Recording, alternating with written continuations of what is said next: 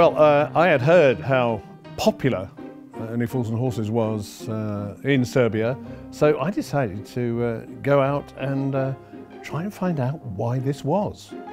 Belgrade, a Balkan nation, a part of the world that I didn't know an awful lot about. I mean, the odd thing, but it was all very scattergun. So I was fascinated not only to find out about the history of this Balkan nation, but also meet the people and find out why they were so in love with Only Fools and Horses.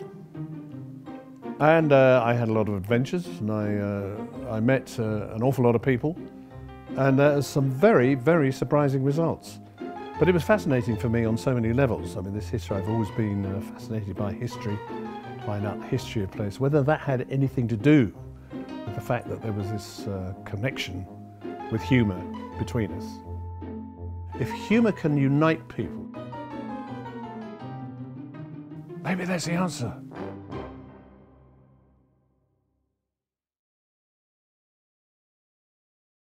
As an actor, I found myself being sort of known for comedy shows that I've done, which was always a big surprise to my mother, who obviously didn't think I was very funny. She always said, I always thought you'd make your name in drama, but not in comedy. Okay, Mum, sorry. Anyway, I started thinking about this, about comedy, why? And it's always, looking back, it's always been part of my life. You know, ever since I was a child, I was always trying to make people laugh. Sort of defensive mechanism, you could say, I suppose. But I always found comedy amusing. You know, and I'd watch the Marx Brothers, I'd watch a French comedian called Jacques Tati, you know, and I was riveted by all those things. The Goon Show, Spike Milligan and his Merry Men, and I just found that was the way I tended to go, even though I was playing a dramatic part like Jack the Ripper or Dracula or something like that. I'd invest it with a bit of humour, I think, and I play a lot of pantomime villains these days. I have done for the last 20 years, but they're always villains with a sense of humour, you know, because I think it's such a great way to reach people, and as is borne out by the fact that I can go to Belgrade, I can talk to people there and connect with them just through that show, through that humour. Well, while I was in Belgrade, the ambassador, the British ambassador, called me and said, would you like to come to this reception? She'd set up a reception, especially for me and my visit, and she'd invited a lot of British expats and people doing business out there. And I'd never been invited to an embassy before. I don't know why, probably not considered quite the right quality. But on this occasion, there I was in Belgrade at the British Embassy. Afternoon. Thank you so much. Thank you. This is really... Good heavens. Oh, it's a great honour for us to have you here. Well, I'm immensely flattered. I don't know what to say. So what do I do? Just sign it? Just sign it. The famous signature. Getting worse and worse and more. There. How's that look? Fantastic. That's excellent. All right. We'll allow other guests to sign. Well, today is a historic day for the British Embassy in Belgrade. It's always great to have VIP visitors, and it's very special to have VIP visitors that are as much fun as this one. Nice to meet you too. How are you? In fact, How are you? Who are you? Huge fans of yours. Huge fans. Oh, I'm so sorry. Are you receiving treatment, I hope? Yeah, we are. Good. A little. Daily. A little bit, but not too much. Yeah, from the local sitcom, which to a degree was also influenced by Only Fools and Horses. To a high degree or great degree or whatever you say. Oh right, really, so we are screen writers and comedians. We like to say comedians. You're comedians. Yeah. So hope we'll have a nice time tonight. Yes, very good. Yes. Well, thank you for watching the show. I'm glad you enjoyed it. Really. Yeah. The most extraordinary thing about it really was that it was a terribly British occasion. there in the middle of the Balkans, there we were having tea and cakes, just like in England. But I suppose that's what you do at the British Embassy. But if I ever get invited to a British Embassy again, I shall. That'll be my template, and I shall expect it to match up to those standards. Thank you. There's the milk. Very elegant, isn't it? Yes. So how long have you been? I've been here 4 months. 4 months you've been the ambassador? I've been here 4 months and yes, there's a lot to do. Come and meet our Boise, and some guy would shuffle up like this. And he was about 5'4", but he had a moustache, so therefore he was Boise. Or he sold cars. It was really nice to actually just give those people a little sort of insight, hopefully, into my life and how the series had gone. The reach of Only Fools and Horses, how it has gone international, particularly to this part of the world. And as Del Boy would say, we're big in the Balkans. Take out of that what you will. No, I made that up. He didn't say that. Just say, well, it seemed to get through to people, including our ambassador, who put on the theme tune from Only Fools and Horses and did a little sofa dance for me. You want to dance? Sofa dancing. I'm okay with sofa dancing. Yeah. But thank you. I hope you enjoy the rest of your time here in Belgrade. Well, thank you very much for asking us here. We were really very honoured ourselves, so we're all honoured. Thank you very much. Thank you. And thanks to all of you for coming and being our guests. Thank you. Fantastic. Thank you.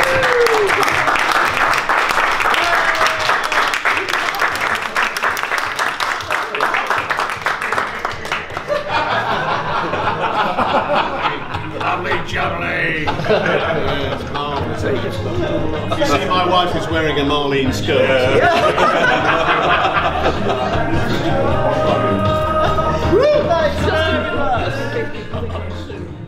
I have a feeling that everybody, I don't know, at least in Serbia, I don't know about Great Britain, but they know a Boise in their life.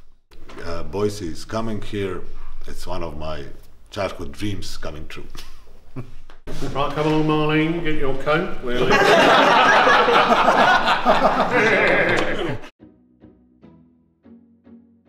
Jelena Markovic, the Dean of this faculty, and I wish you a very, very warm welcome to our faculty. While I was there, I was asked to go to a Belgrade university and talk to a lot of English students.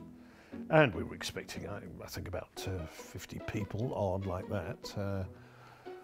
And over 200 turned up, which was extraordinary, completely unexpected. But there I am, an Englishman, talking to English students about English. What shall we learn from your lecture? What from my lecture? What shall we learn from your lecture? Practically nothing. And so I continued the character. Oh, thank you very much. Thank you. Can you hear me at the back? Yeah. Can you hear me? I don't need this. No, that's for camera. Oh, it's for you.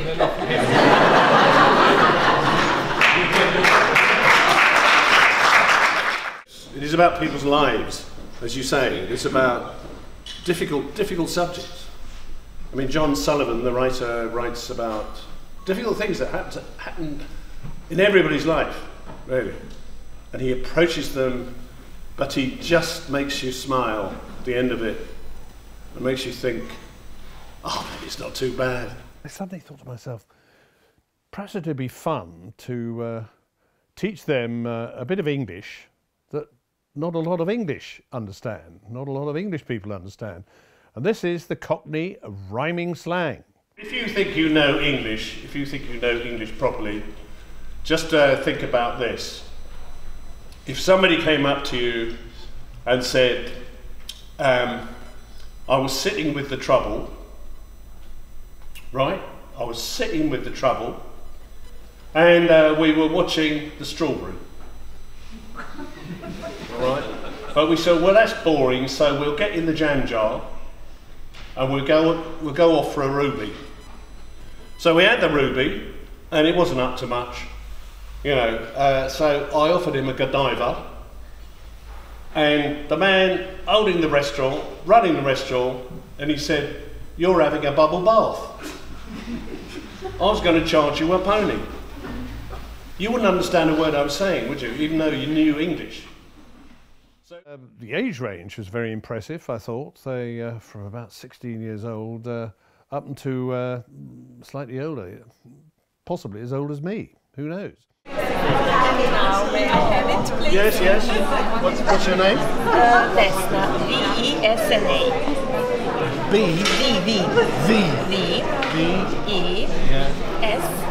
V-E-S-S. Hello. Who's this for now? From my father. He will die from happiness. I don't want your father to die. Be responsible for your father's death. What's his name? A-C-A.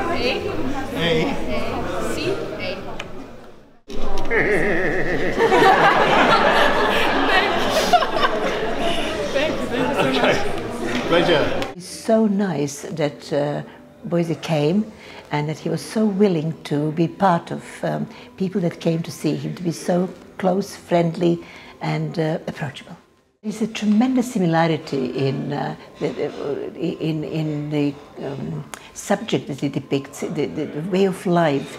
It's all so close, and yet it's presented in a novel way, through fun, through mishap, and how it, in the end, can turn right. It fits with Serbian spirit. We fight, we work hard, but we also have great fun and enjoy life. Well, I'm a great football fan here in England. For my sins, I suffer supporting the Arsenal.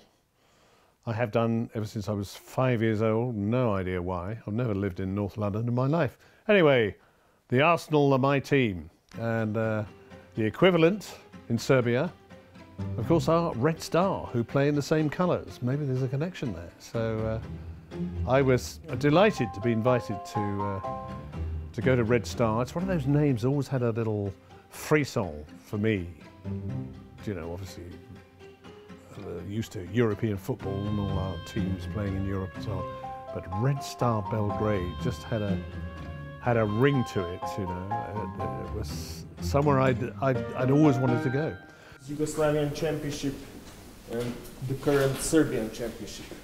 Oh, that's the trophy, yeah? Yes, it's old, 73 years old. I was going to say that's not a new one, is it? That's wonderful.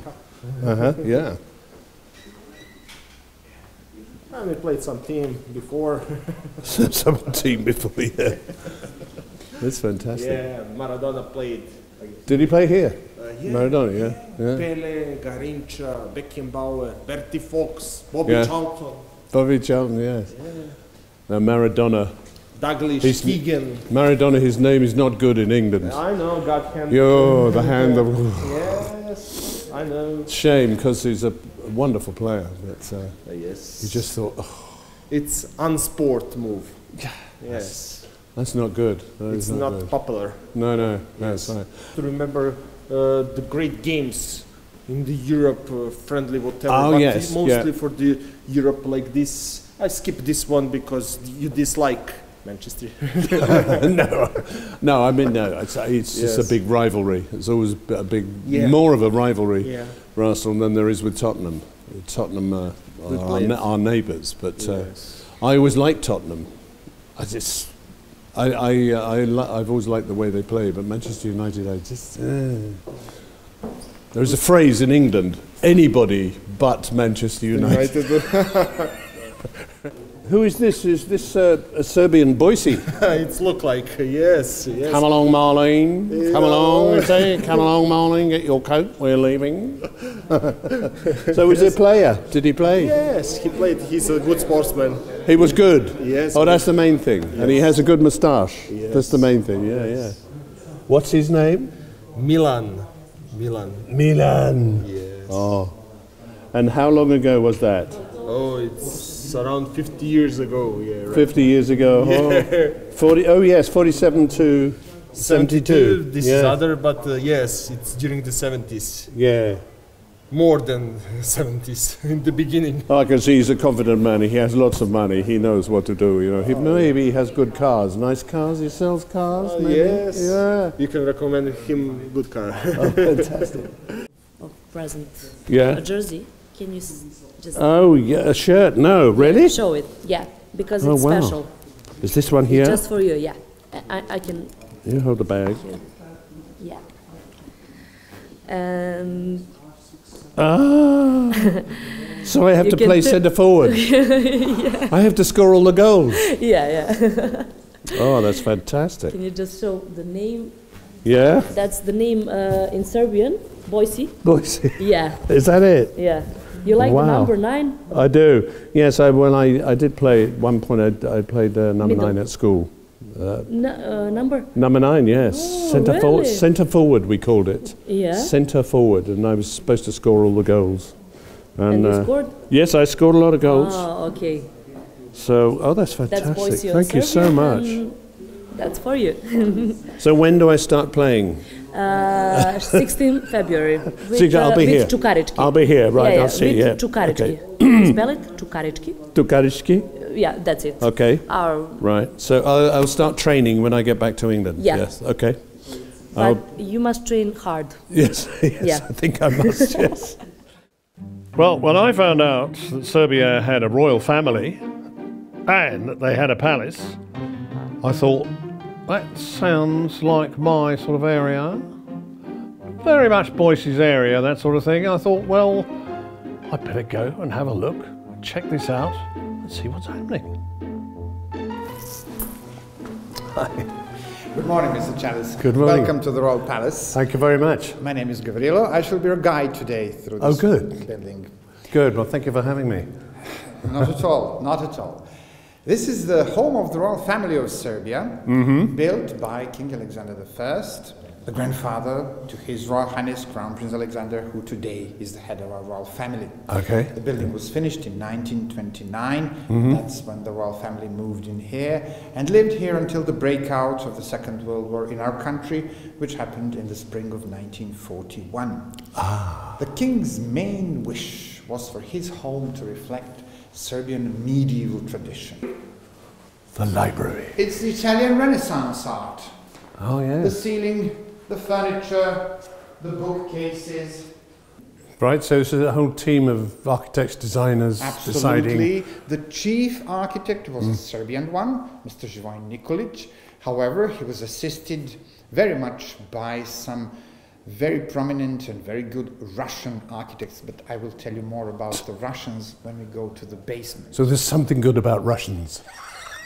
At that moment... Of course, I'm sorry, I'm being history, frivolous. There were yeah. two kinds of Russians. Yeah.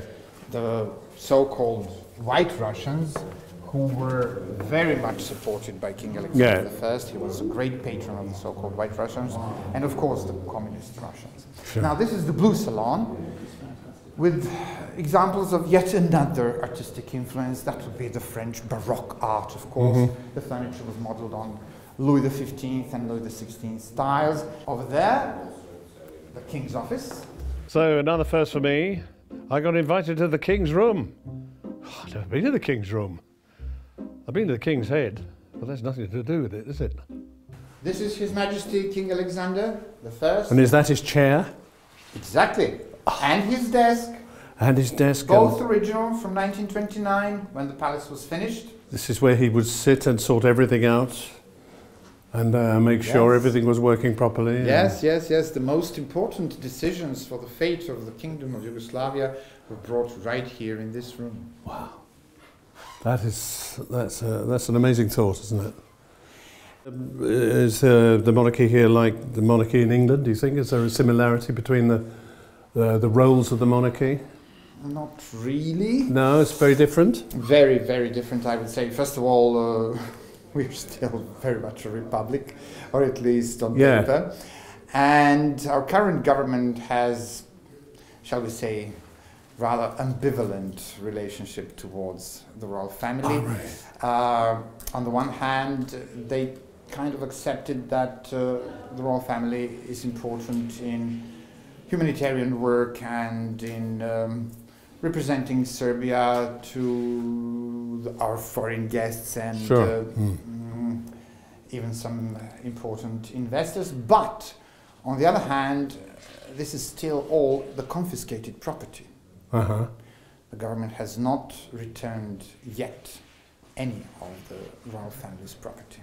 Oh, is that right? Oh, I didn't know that. I see. The notorious decree that was issued in 1947, which prohibited the royal family from returning to the country and stripped them of their citizenship and confiscated the entire property, is still in one part in force, and that is the issue of property.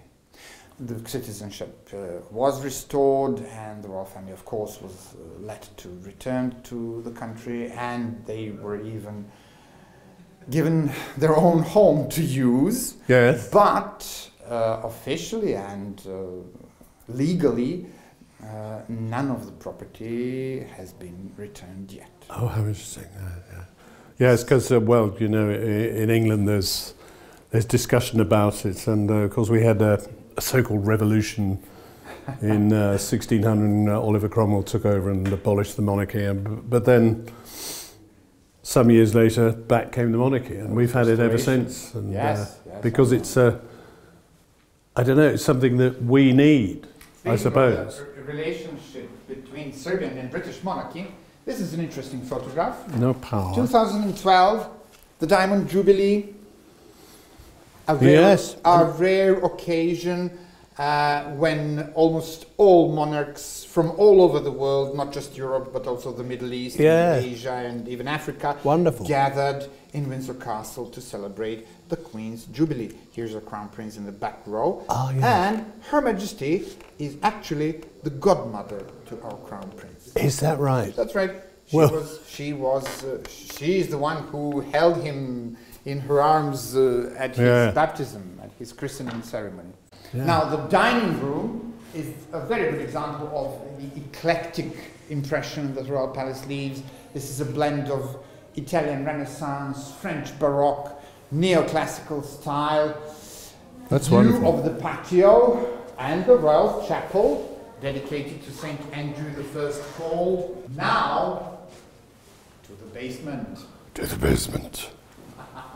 Many people have been to the basement and never returned. I was terrified. I mean, go down to a crypt in a royal palace in Serbia, and he was never seen again. But luckily, I found myself next to a pool table. I thought, oh, it's just like the Nag's Head. Was I right or was I right? You were certainly right. Of course. That's amazing. Now we come to the Russians. Yes. The man behind this was Mr. Nikolai Krasnov, a Russian architect who emigrated to Belgrade after the end of the Civil War in Russia, just like many other Russian intellectuals, and was commissioned by King Alexander I to help finish the Royal Palace. Mr. Krasnov and his team, of course, were extremely nostalgic after their lost fatherland, the Imperial Russia, so they decided to apply many elements copied from the Russian Imperial Palace in Kremlin, Moscow, but in a very unique and extremely skillful way, they combined those elements with the elements from some Oriental arts, like the Persian art, yes, the Turkish art, or even the art of the Crimean Tatars. The Room of Whispers. Now, the Room of Whispers comes from this marble fountain, which allegedly served a special purpose. The sound of the water flowing down the fountain would muffle the sound of any of the conversations that the king would have on this sofa, so that anybody who would pass by couldn't hear anything except faint whispers. Now, this room used to be the king's wine cellar. Today, of course, it's changed its purpose completely, However, at the time of King Alexander I, this is where some of the king's wines used to be kept. And the paintings are illustrations of one of the most beautiful Serbian medieval folk poems. There was a great tradition of oral poetry in medieval Serbia.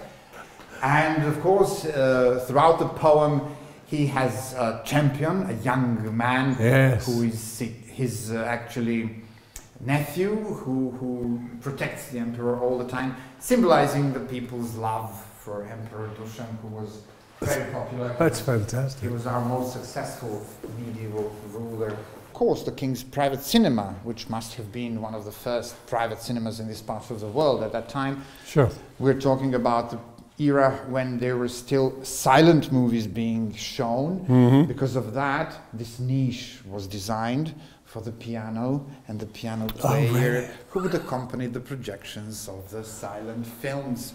No need for the piano or the piano player today. Of course, the royal family uses a DVD projector, but comes down here quite often to watch films just like they used to do when King Alexander lived here. That is his family.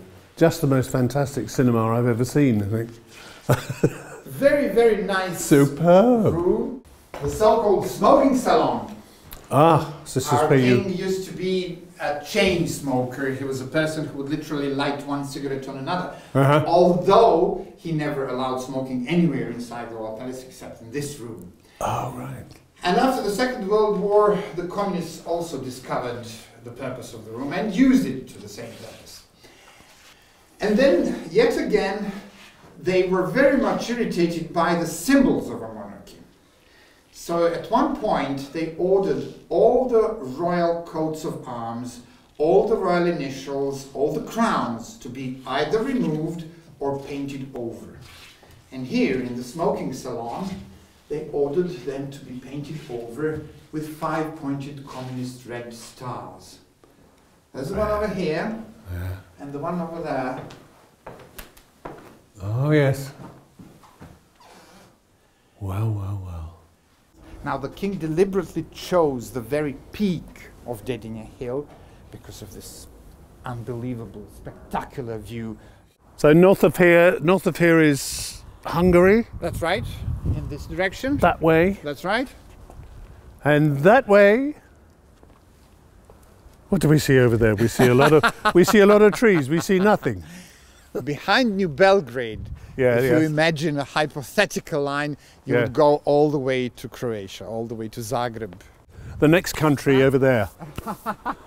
What is... That would be Romania, some Romania. 500 kilometers away in that direction. That's how our medieval monasteries looked like. Yeah. This is almost as a copy of our medieval monastery. It has been a great pleasure for all the employees of the Royal Palace Fund and Her Royal Highness Crown Princess Catherine's Foundation to have Mr. Chalice visiting the Royal Palace. We were all thrilled to have him take a tour of the Royal Palace and to tell him more about the life of our royal family and the humanitarian activities especially of Her Royal Highness Crown Princess Catherine. Even the younger generations who were not even born when Only Fools and Horses was originally broadcast in Serbia are very much familiar. The show was immensely popular in Serbia and in Belgrade. It almost had a kind of a cult followers, and we were all delighted to have one of the members of the crew visiting Belgrade and the Royal Palace.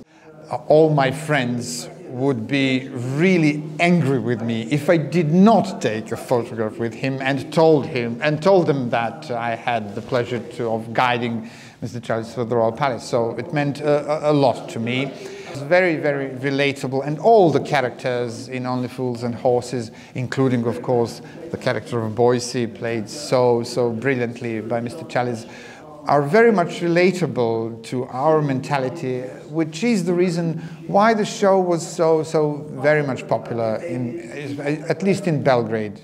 Well now, as you know, Boise loves his brandy. A large cognac, please Michael, he was heard to say in the Nag's Head on a regular occasion. But over here in Serbia, of course, the brandy is entirely different. and it's made out of something entirely different. It's made out of plums, which I never knew about. And the famous plum brandy in Serbia is called rakia. So somebody said, why don't you come and see how it's made and what happens to it? I thought, well, that is an offer I can't refuse.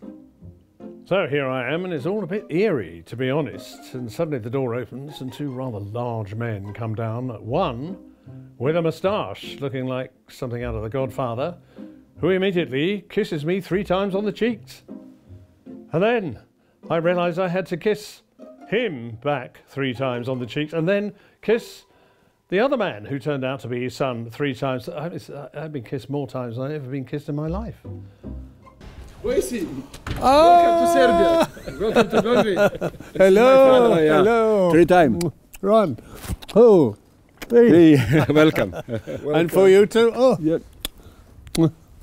Welcome. Thank you nice so to have much. you here. It's nice to be here. Thank you for asking me. It's a great pleasure and great honor to have you here. An honor. Well, it's an honor for me to be here too. And I'm glad to see someone else has a moustache. Yeah? Serbian and like English are similar. Yes. Little. Okay. Boys, this is our production in Belgrade. Mm-hmm. I'm going to show you a little bit of how we produce rakia and talk a little bit about tradition. And so you know, I know you are a brandy fan. Wow. That's amazing. 25 years ago in Serbia, everybody was making brandy, and you know, every brandy producer says, "Oh, mine is the best, mine is the best," and yes. somebody just needs to bottle it, and we're gonna earn lots of money.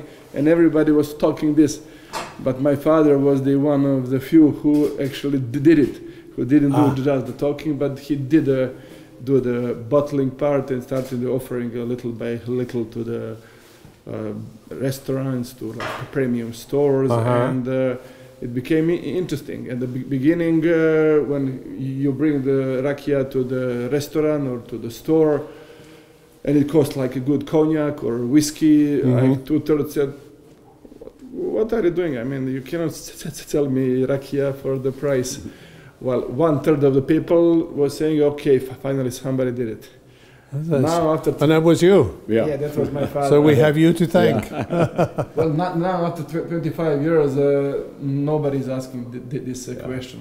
Should rakia be considered the very same quality? Fortunately, now it's very trendy in Serbia, in the best restaurants, in the best wine stores or the gift stores. The rakia is a...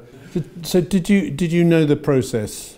Instinctively, or was it an experiment? No, I learned, but I make an agreement with the professor of the university in Belgrade. He was like a technologue according to law. He was have a responsibility for the quality.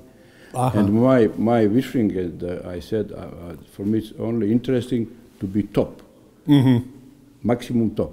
So yeah, sure. Different between all and this we are starting small quantity, but slowly, but the people recognize Stara Sokola. Oh, that's something different. The quality, yes, I see. So this is kosher brandy. Yeah, this is the tank where we keep kosher brandy for a customer in UK actually. So why is it kosher? Well, it is. There is special requirement that is for the kosher certificate, and the main thing is about production. The brandy cannot be in contact with tanks that have wine or wine products in it, and you need to use special yeast for the fermentation that is also kosher. I see. So that's why it is quite a strong requirement. But I didn't know. I always thought it just the word just applied to meat and so on. No. Actually, the Jews are very big consumers of plum brandy. It's very I see. Yeah. Plum brandy, but not grape. No grape brandy. No. For grape brandy, you need to be produced by the observant Jew. It cannot be produced by the Serb. Or maybe English was not... well, there's something else I never knew. Among many things. So, Boise, you want to go inside to try some rakia? Well, I've always been interested in a large cognac, you see, but I'm not trying to drink cognac. I'm going to try your brandy instead. Yeah, Is that okay? You see, it's as good as cognac. I hope so. Yeah, I'm sure it will be. I don't have to drink a bottle of each, do I? Well, in the evening, yes. In the morning... I don't think I can do that just today, anyway. Yeah, just today. Well, so what shall I choose? Well, I suggest we start with apricot. Mm-hmm. This is Stara Sokolova Kajsija. Okay, you better pour it for me. Kajsija is the Serbian name for apricot. Mm-hmm. So it is 100% fruit distillate, aged for 3 years in oak barrels. Wow, yes, it smells very good. Apricot. Apricot. Is this your favourite? Is this your favourite one? What do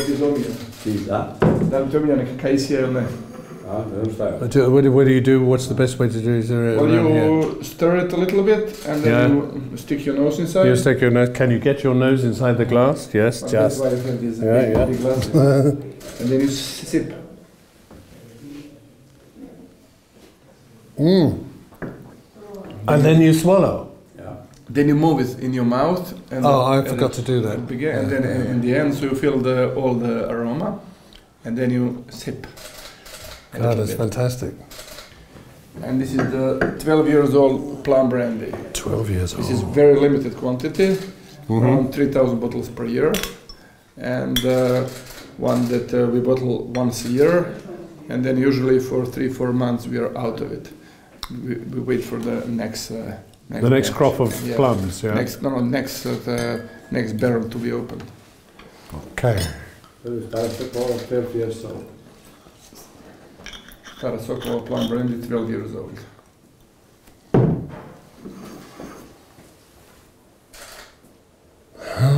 This is very much like a Boise cognac. You could just sniff it. I mean, you know, it's a very good smell, isn't it? This is an evening drink.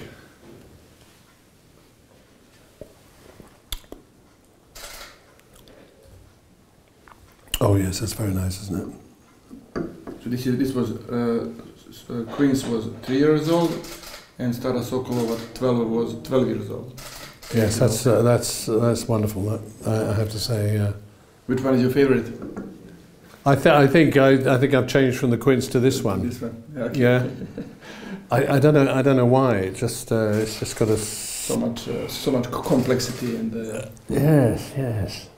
It's so complex, I don't understand it. The more it ages, it gets more mellow, and you get. Yes, I think that's right. That's the good word. I think it's more mellow than the others. So for me, that's. I'm just wondering about this abandoned car. I can see because you know I'm a bit famous for selling second-hand cars. So I'm quite interested to see how this car actually appears there. It's a long story. Some of this, the part of this property is owned by the state company that's in the bankruptcy. Yeah. So this is the part of the. Oh, it's a part of the bankruptcy. Of the bankrupt mess. So you cannot touch it until it I love the. You see the tree growing out to the side of the car. It hasn't been moved for 10 years. Fantastic. Yeah. Well, young man, I mean, it's a very interesting little motor. I think I could do a little something with this. So, for a consideration, I'll take this off your hands for a bottle of your lovely brandy. How do you feel? That would be a good service to me. So good man. I can have this place. Very good. Yeah. You know it makes sense. Yeah, absolutely. Well, of course, one of the perks of my trade is that you get to walk the streets with an attractive blonde woman talking about your life under an umbrella. I have to say, with this particular example, it took us about an hour to get the streets cleared so we could actually walk up and down because there were just people all over the place. Tell me, were you surprised when Serbian people recognized you here? I was, yes, when I first came. Particularly in the street. I'm used to it in England, but here I was very surprised. Yes, a lot of people will have a look and then look away and shake their heads and look back again and then come up and apologise for not recognising me straight away. You know, and I think it's okay. It's not compulsory. Okay. So I was very surprised. Yes. Okay, when I told my friend yesterday I do interview with you, he said me, "Oh my God, that's amazing. I think that he's the most interesting guy in the UK." So I should be Prime Minister? Maybe. Are you like that even the cameras off? Sorry, with the cameras off? Yes. Yes. Well, I suppose so. I'm one of those people who, all my life, I've tried to find the comedy in life. I always found life quite funny. The things that happen to people and so on. So I tend to sort of try and make people's lives a bit happier because I believe in it. Because basically, I just think life works better like that, you know, with laughter and so on. And there's so much to laugh at in life. You know, if you can just see the funny side of it, I think you can get through it. The whole week was really flooded with interviews from all sorts of directions and all sorts of attitudes, including one gentleman who came up and said to me, "What are you doing here?" As if I'd crept up under the customs or something, got into the country illegally. It was a bit of a shock, but no, I'm sure he meant well anyway. But I spent a lot of time trying to understand why it has such a connection with people, this particular show. And in the end, I found myself explaining, or trying to explain it, as I have to do in England. So there's even more of a connection that still nobody can quite put a finger on it. I mean, it's a combination of so many things, but it was very gratifying to find that there was that depth of interest from all sorts of angles for me. Welcome, John. Thank you, Father. Welcome to Belgrade. Welcome to the Temple of the St. Sava. The Temple of St. Sava. I've always wanted to be here, but I'd like to know more about it. Do you want to come with me inside? I would love to. Is that okay? Yes. Thank you so much. Thank you. Inside and look, the biggest temple in this part of the Europe Orthodox temple of St. Sava. Is amazing. Yes, and more scaffolding than I have ever seen in my life. Really? It's just amazing. Do you want to go up to see? Oh God, no! Oh, it is right, high. sorry, It's God, high for you. It's too high for me. Yes, Okay, I am okay. so. Ooh. Okay. You know, people jump out of aeroplanes and all sorts of things, but not me, I'm afraid. So heights is not good for me. I'm sorry. Okay, John, no problem. Next time.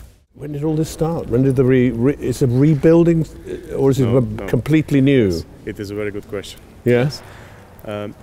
We started to build this temple at 1935, before the Second World War. Mm-hmm.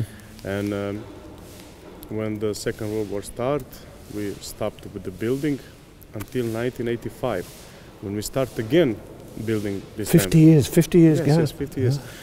We had a problem. We have a communist here in Yugoslavia. They didn't let us to start again with the building until 1985. Before the Second World War, we built about 9 to 12 meters of the walls of the temple. Mm-hmm. After the Second World War, I told you we didn't build it in 1985. We start again, and we built until 1991, when we stopped again with the building because the wars in former Yugoslavian republics. And we start again at 2000, and we're still building. We hope that we will finish this for next year. I see. But when the Russians were here, surely there is a Russian Orthodox church, and you are a Serbian Orthodox church. We're Serbian church. So why would they stop you building your church? Because the communists just don't believe in God. They don't believe in the power of God. They thought that the Serbian church was the enemy of the country at that time, and that's why they didn't let us to start again. But the God is powerful. The God is big, and they can't win the God. No, that's right. No, that's right. They had only 50 years. So you have started to build yes, 3 times. Yes, 3 times. And this is the 3rd time. And we hope the last one. And this time you will finish, huh? Yes. In this temple, we think that I told you we will finish this year or maybe next year. But we hope that we will be finished this year. Who will pay for all this? All this. That is all. I have a little money. I have €1, maybe €2. No. We don't in Orthodox Church. We don't look at how much money give people for the building of the temple, because sometimes the €1 from someone who don't have the money is bigger than maybe €1 million from someone who have a lot of money. Yes, I see. Yeah. And that's why this temple is building all Serbian people, not only one person. All Serbian people is building this temple. I see. Right. Yes. And this is the temple to Saint Sava, yeah? Yes, Saint Sava. Who was Saint Sava? Saint Sava was is the biggest saint in Serbian Orthodox Church. He lived at the end of 2nd until the 1235 in the 3rd century. He was a royal prince, but he didn't want to be a king. He only wanted to be a monk. He give to the church and for the Orthodox Church. Yes. After the 14th century, when the Turkish army came on this ground, on Serbian ground, we were under the Turkey army about 5 centuries. Only was in the mind of the Serbian man was the name of the Saint Sava. Saint Sava was the guy who lead all the Serbian people. And that's why when the Turkish army saw that, they took the dead body from the monastery in Mileševa and bring the body of Saint Sava here on this ground, and they bring the Serbian people and they burn the body. They burned the body to to show the Serbian people how Turkish army is big, how Turkish army is strong. But they did wrong. They maybe burned the body, but didn't burn the spirit of the Saint Sava. That's right, the spirit of the survived. Saint Sava was in the mind and the heart of the Serbian people, of the Serbian soldiers, was more bigger.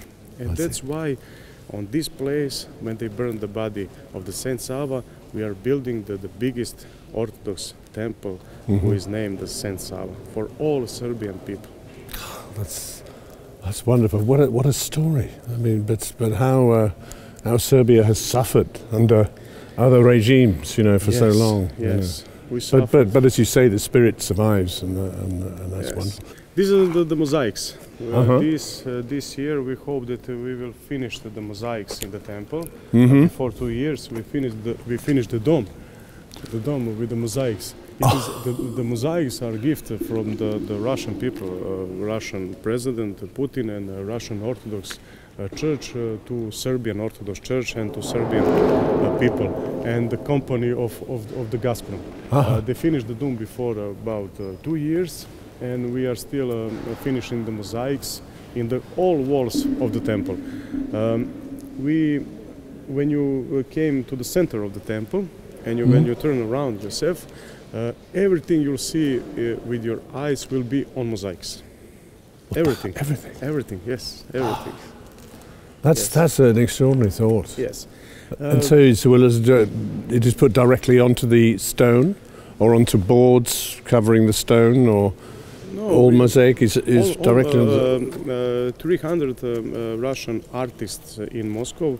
They are making that mosaics, and they are bringing that mosaics here in Belgrade.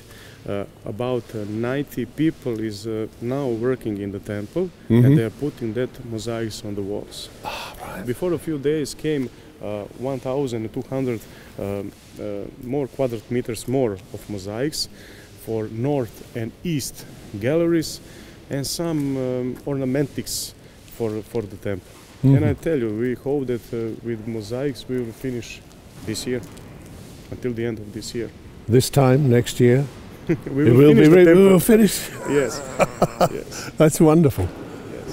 Yes. That is remarkable. I mean, looking at that, just extraordinary. So, is this a record for scaffolding? I've never seen scaffolding at this height. Yes.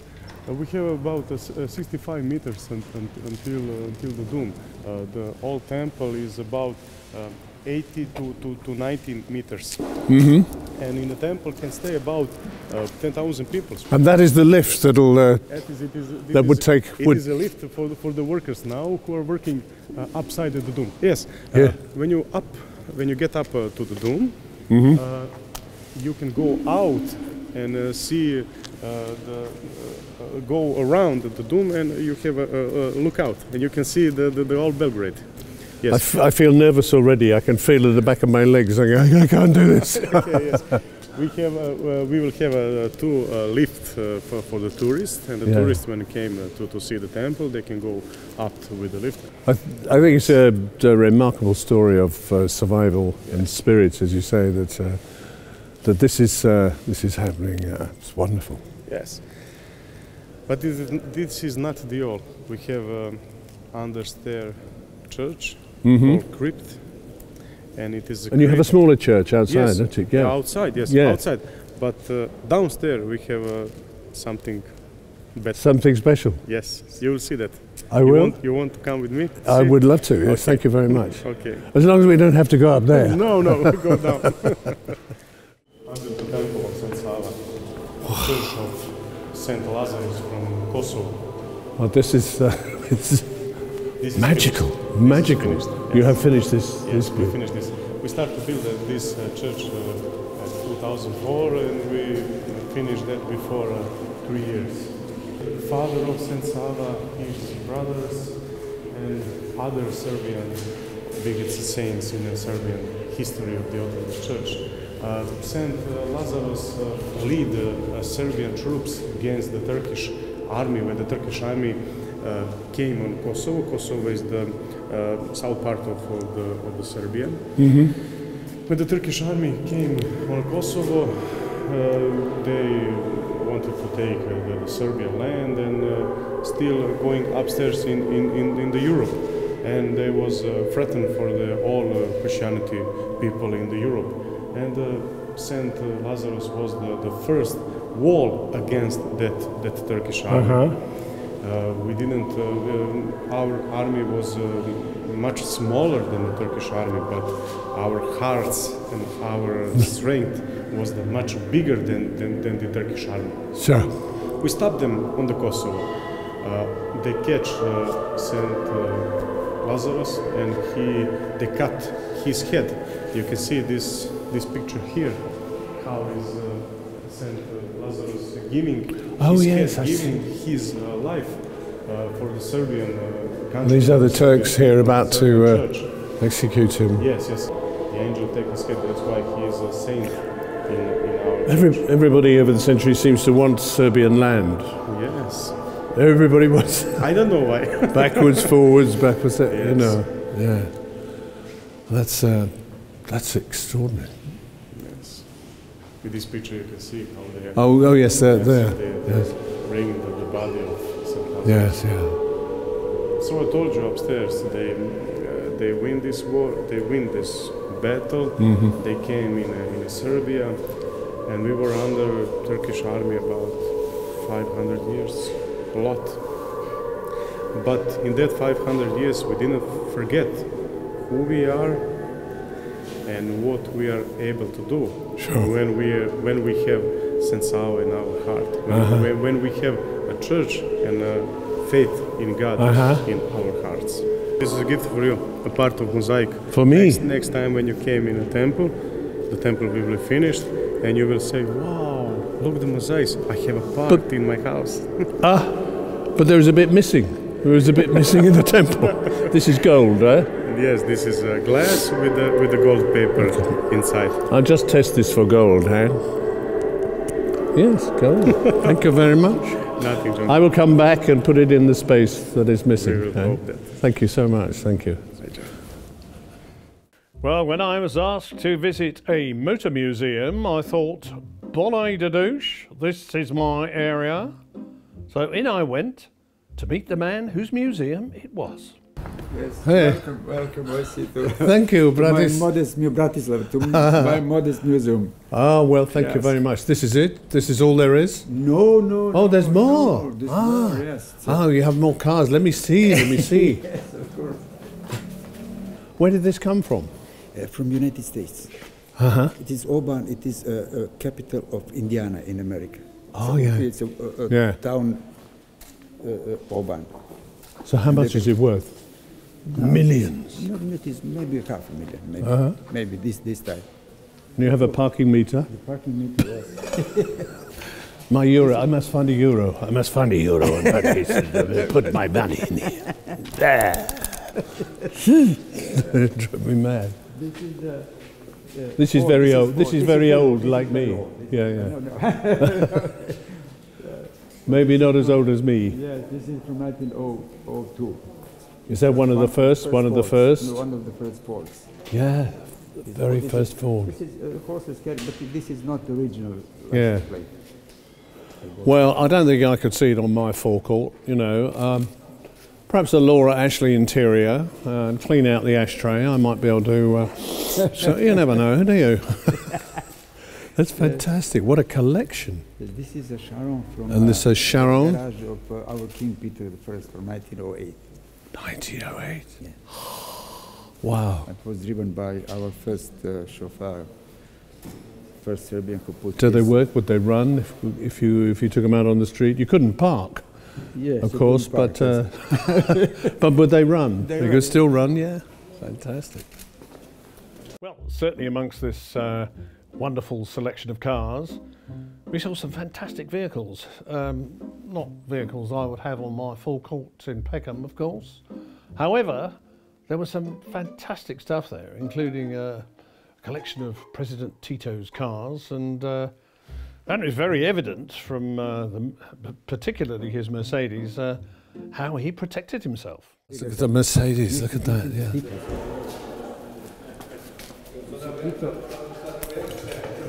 Armor, 4 tons. Look at the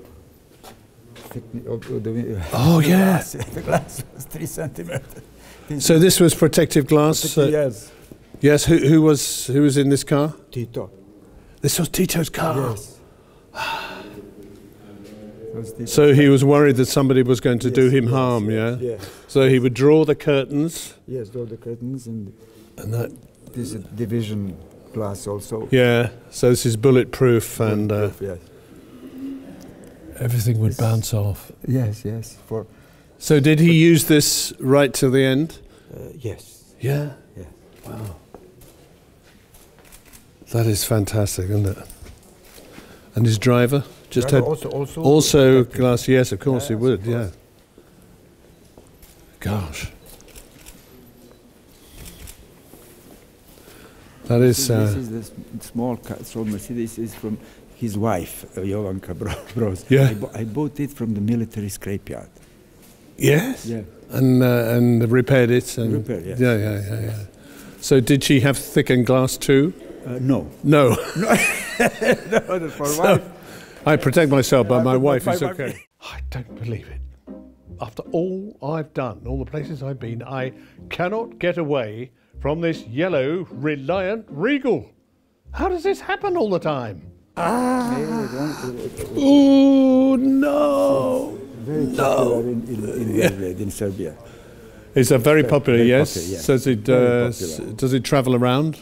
Yes. Go to different places. Yes. Yeah. But the only fools and horses is the #1 in Serbia. Yes, it's very popular, isn't it? Very yes. popular. I bet it's very surprising to me. Yes, maybe New York, Paris, Peckham and Belgrade. And Belgrade. I think you should put Belgrade on there. Yeah, that would be. Okay, yes. That would be very good. Yeah. Yeah, we put Belgrade. Yes. Yeah. But it looks in a lot better condition than the ones we used in the show. Yes. It was. They made me drive it once, not in the show, but I drove round the car park where we were filming. It is uncomfortable. It was the most uncomfortable. Yeah. My knees were up here by my ears. Oh God! Oh dear! And the thing that it does that because of the one wheel. The one wheel, yes. Because yeah. it is Edwardian law, but it is smaller taxes for three-wheeler. Yeah. For four-wheel, it's a high tax. Yes. It's not good for people who are trying to avoid being run over because they forget there's a wheel in the middle. Boom, boom, boom. Yeah. Yeah. No, that's so. Where did you find this? It came from England. Oh yeah, yes, you bought it from England. England. Bought it for £200. £200. And drove it from London to Belgrade. And now, an unexpected pleasure. A local artist has come up with a fantastic view of London, a real kaleidoscope of images. And guess what is at the top? A yellow Reliant Regal. You see what I mean? Everywhere I go, even in a piece of art, there it is, haunting me to this day. Suddenly, the two actors that I'd met at the British Embassy, they turned up with a script. Would I be part of their very successful show? May we, may we. Monge two. Action!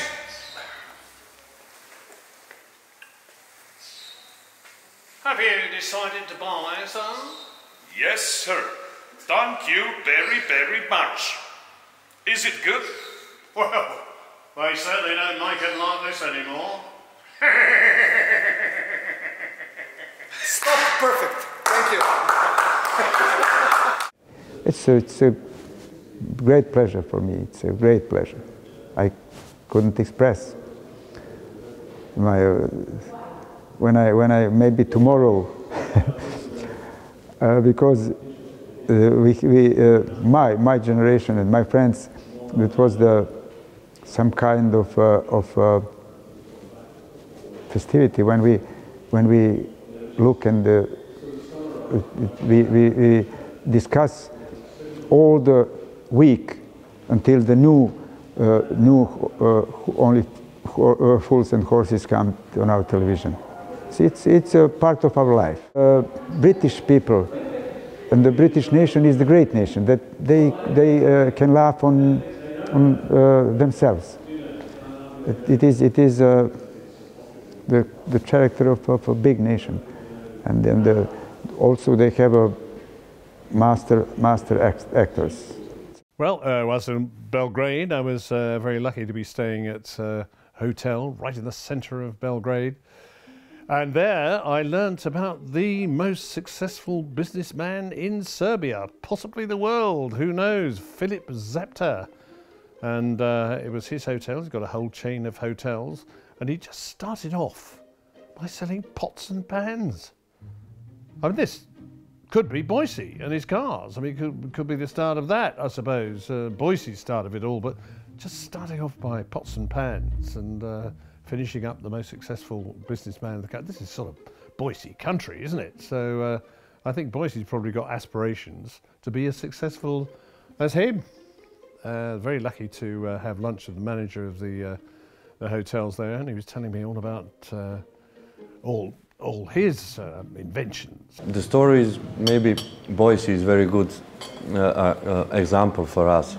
Oh. Yeah, because everyone was thinking that the founder and the owner of the company was not normal when he thought that he's going to make millions and billions only by the pots. So we started with the producing of pots 35 years ago. Pots and pans. Pots and pans. For cooking, and we started with that 35 years ago. Mr. Zapter was the first one who made the fastest first billion. He made the first billion in 3 years. The first? Turnover, yeah, the turnover. Wow. And Philip went off to sell his pots and pans in Poland first. Is that the first place he went? And everybody said, you're crazy. You're crazy. No. He said, okay, I will make maybe 10 million turnover for the first year. They said, oh no, that's impossible. You're going to be happy with 1 million if you make this. He said, okay, I will try. And in 1 year, he made a turnover of $100 million. Wow. Eventually, I was shown up to this rather nice apartment right at the top of the building there, Belgrade. Wonderful views out there. Far too big for me, though. I mean, I could get the whole family in there. I think you can get about 27 people there staying a night. But an interesting thought. You know, this is our presidential suite. Ah. One of the biggest in this part of Europe. 350 square meters. So you can see this is the kitchen. Mm-hmm. It's fully equipped, so you can use everything, coffee. This is what I told you, it's water purifying system. Oh yes, yes. So you can try our water. Or we can say, cheers. Here's to you, Yeah. thank you. How do I become a president? So I can stay in your suite? You stay in the suite and that's all. So everyone will call you president. Ah, I could get addicted to Yeah. that. Very nice water indeed. So this is the, we have also here living Mm-hmm. room. So where you can rest as a president. Yes. Or work as a president. Ah, so you can bring your friends and talk about presidential things. Yes. Yeah. How to be a president Yes. and how to solve the problems in the country. The problems of the country. I'm blessed that that Chapter Hotels or Mr. Chapter gave me opportunity to sit with Boise. Boise's visit means to all of us in Serbia, because when we grow up, we was watching Foley horses, of course, and everybody knows that, and everybody knows him. But I think the most important for us is that Boise, one of the actors who is always doing some business. That's what we are doing in Serbia for last 30 years. We are just doing something, and it's gonna be something at the end. So that's why he's a perfect guide for our country. More or less, we didn't have internet in that period, but on TV they repeated always the series, the Fools and Horses, because they didn't have to do anything else except this or the news about bombing. So if you choose Fools and Horses and news about bombing, we all choose Fools and Horses. That's normal to escape and to have a laugh a little bit during that period. All of us are thinking that next year we're going to be millionaires. That's the most important thing for us. So we are always thinking, and we are always acting like we are doing some business. So it's like they made the comedy in Serbia, not in England. So it's the same thing, like all the actors, I mean, are from Serbia, not from England. So for us, that's a motto. Well, I suppose if I was doing something really important, I might need an office, you know, but... And you can maybe try some our models, which is our gift to you, to have these special glasses. No, for me? Yeah. No, really? You can try it, if it passes to you. Should I put them on? Yeah.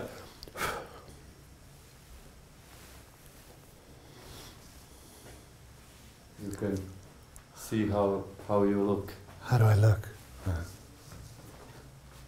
Yes, I look, I don't know, how do I look? I'm not sure they suit me as well as they suit you, you know? Yeah, you can find some other model.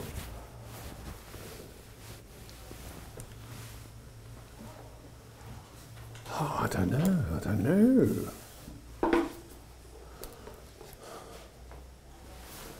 So there's lots of choices, are there? Yeah. I have this one. Oh, this one, eh? Also. What do you think? I think they're better. You think they're better? Can I trust him? I suppose I can.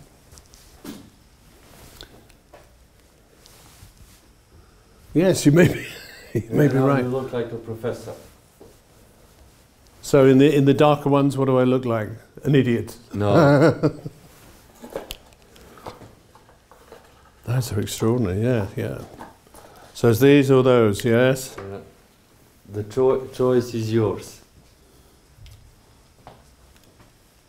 So if you prefer bigger glasses, then this one. If you smaller one. The smaller ones, yeah. I think this one is perfect. Yes, I think so. Yes, yes. Good. Thank you very much. How very kind. I'll put them back in here. Right. Oh, terrific. Thank you. So, is there someone in here now who all this belongs to, or this is where all your stuff lives? Yeah. This is where Mr. Cepter works at the moment. So he's staying here and working when he's in Belgrade. Oh, fantastic. Well, that's very kind. Thank you very much. There is also a brochure, so you can read a little bit more. Yeah, sure. Sure, that would be good. Tesla Hyperlight Optics. Wow. Wait till I go home and I talk to Specsavers about these. Yeah. They will know what I'm talking about. Yeah. Thank you very much. That's very good of you. Thank you. It was a pleasure having lunch and having time with you. Yes, no, very good lunch, very good. She looks good in them, I must say. Well, I was asked to go to a shopping centre in the middle of Belgrade, and I thought, well, might be a few people there doing a bit of shopping, I suppose, but that's about all. But I was absolutely flabbergasted that over 500 people turned up. The extraordinary thing was that most of them spoke English. And not only that, English I could understand. Hello, yeah, very well, thanks. Yeah, all the kushti here, mate? Yeah, kushti, oh, very kushti, yeah. Well, no, it's not a word I use, my character, you know, but that's for the lower classes, kushti. I'm lower class, mate. Yeah, but there you are, mate. That's brilliant. No, so, I know. So you're from London, are you? No, I'm not from London, yeah. I'm from Belgrade and Stockholm. I'm half Swedish, half Serbian. Oh, really? But I go in London quite often. Next month I go. Yeah? Yeah. What, on business? Or? Pleasure, probably, yeah. Punk music, concerts. Oh, fantastic. Canberra from Australia. And it's going to be signed in Belgrade and sent back to where? No, it's mine. Oh, you sure?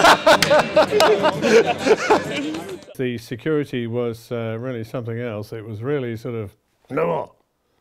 They frightened the hell out of me, I can tell you. To see Boise today? Big stuff, you know, for me, you know. Yeah. I always wanted to meet someone from Only Fools and Horses, and now this is the day, you know, to meet Boise. And you've bought something here for him? What is it? Yes, this is a present. This is a sketch from TV show, and green grass. And you drew it yourself? Yes. I'm artist, you know. It's a present to Boise? Yes. This is a special present to him. I wanted to give it to Boise.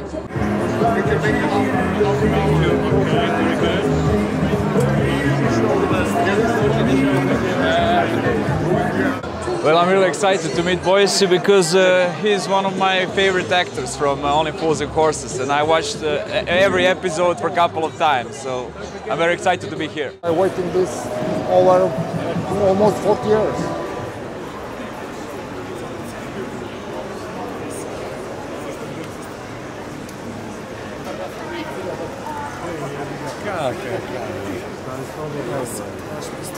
Shopping center is the biggest and most popular shopping center in the region.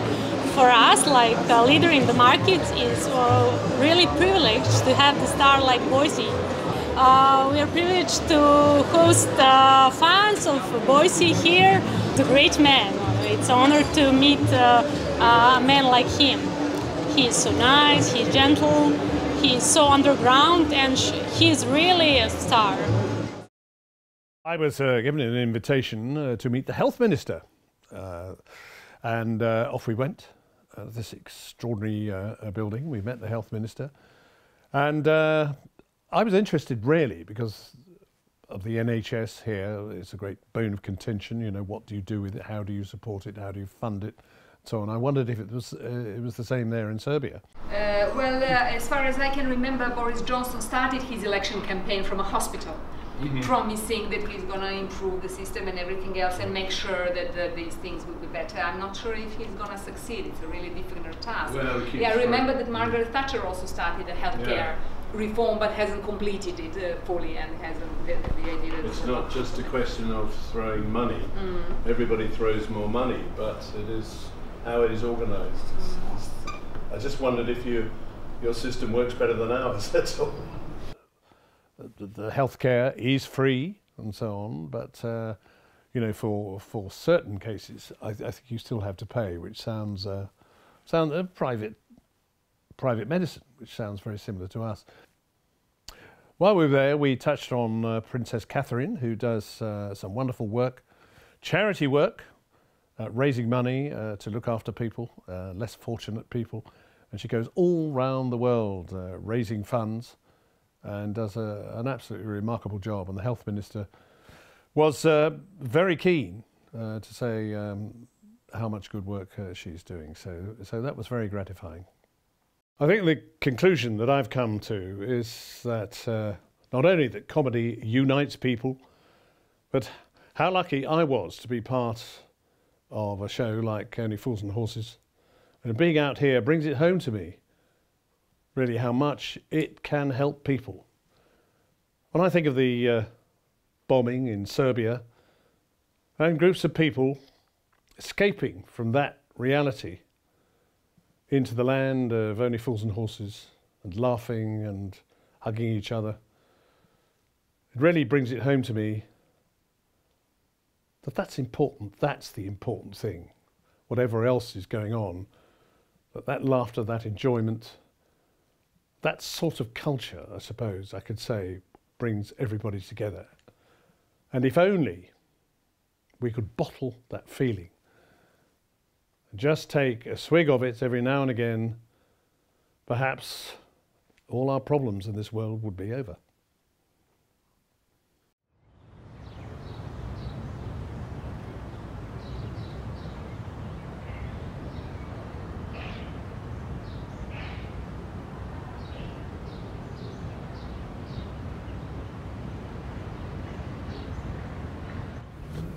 So here we are in the Peckham of Serbia. Mind you, I'm not sure Peckham ever looked this good, really. A few abandoned cars around, a larder or two. Maybe I could put on my forecourt. Maybe a bit of profit here, who knows. So, what have we got round the corner here? Oh, hello. So, this is where you finished up post-Brexit, Del Boy. I often wondered what happened to you. I think you could have done better than this, though, couldn't you? Ever been to the Seychelles, have you?